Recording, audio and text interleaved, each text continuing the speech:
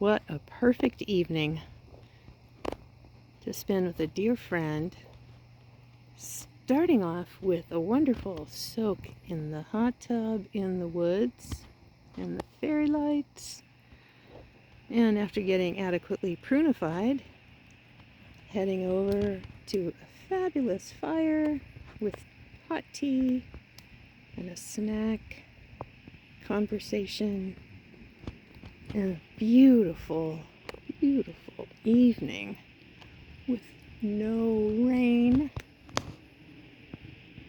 This is fabulous. Such a great time. We haven't had any time together for a very long while, this friend and I. So being able to just luxuriate, take a night out. Wow, now the fire's really going. This is awesome. And sit in Adirondack chairs. Thank you for getting brighter and bigger fire to light my little capture here. I hope you are having a wonderful evening, sharing it with loved ones, having great conversation, meaningful sharing,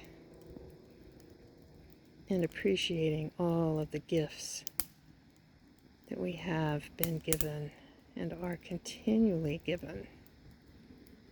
Let your light shine, friends.